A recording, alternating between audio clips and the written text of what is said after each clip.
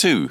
The God of Abraham, Isaac, and Jacob, June the 22nd, 1954. Good morning, friends.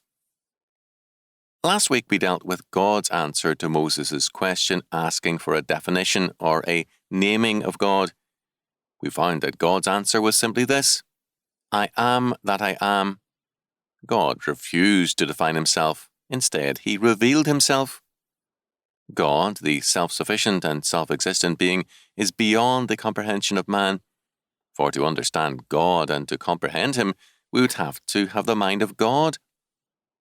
The extent to which we know God is the extent to which he reveals himself, for God is known not by our discovery or recognition, but by his self-revelation. Our knowledge of God, therefore, depends not on our understanding, but on his revealing. He reveals himself to us in 3 ways: in nature, in Jesus Christ, and in the Bible. He meets us in the place where he declares he will be met, not in the place of our own choosing. Thus, when God said unto Moses, I am that I am, he not only refused to define himself, but declared also that he would reveal himself, not at Moses' wish, but according to his own counsel. For God said moreover unto Moses, Thus shalt thou say unto the children of Israel, The Lord God of your fathers, the God of Abraham, the God of Isaac, and the God of Jacob hath sent me unto you. This is my name forever, and this is my memorial unto all generations. Exodus 3:15.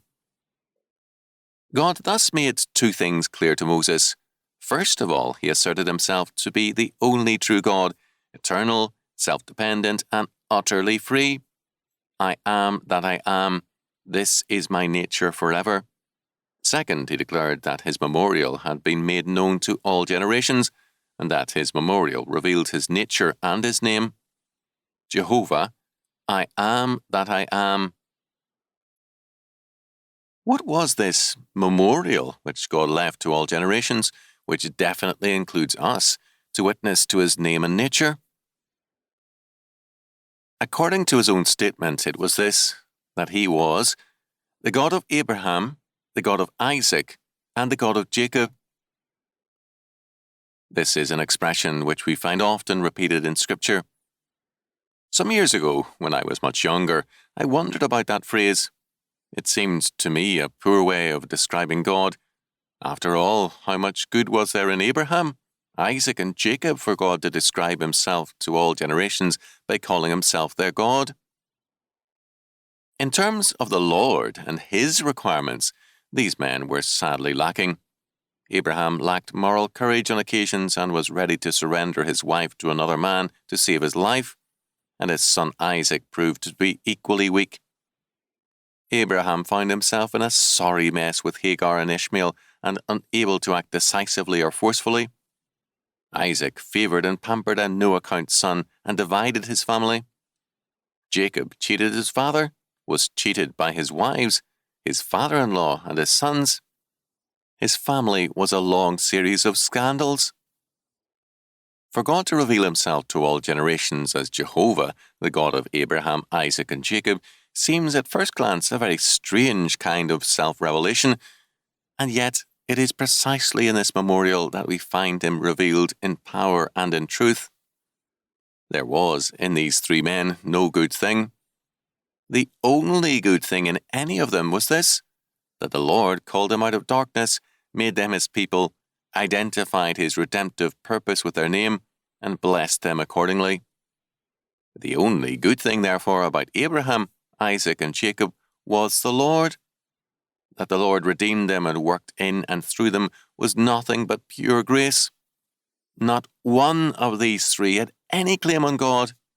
God had every claim on them, and yet, in his mercy and grace, he made them his people and himself their God. God declares himself to be their God because he thereby declares to all generations that such is his dealing with us.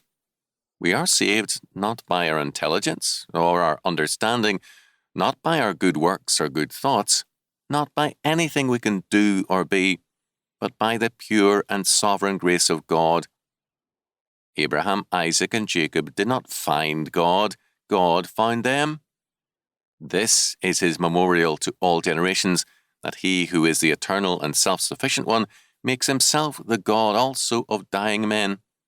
He who is higher than high and infinitely beyond us makes himself very near. The independent God enters into a covenant with men and works in and through them. And the God of these sinful men is our God also. This is how God reveals himself to us, as the God of Abraham, the God of Isaac, and the God of Jacob, and our God also. When God declared that he was utterly free, he then proceeded to demonstrate both his freedom and his nature by calling three men whose only merit was the grace of God. For ye see your calling, brethren, how that not many were wise men after the flesh, not many mighty, not many noble are called, but God hath chosen the foolish things of the world to confound the wise. And God hath chosen the weak things of this world to confound the things which are mighty, and base things of the world, and things which are despised. God hath chosen, yea, and things which are not, to bring to naught things that are, that no flesh should glory in his presence. But of him are ye in Christ Jesus, whom of God is made unto us wisdom, and righteousness, and sanctification, and redemption, that, according as it is written, he that glorieth, let him glory in the Lord. 1 Corinthians 1, 26-31. This is my memorial unto all generations. Exodus 3:15.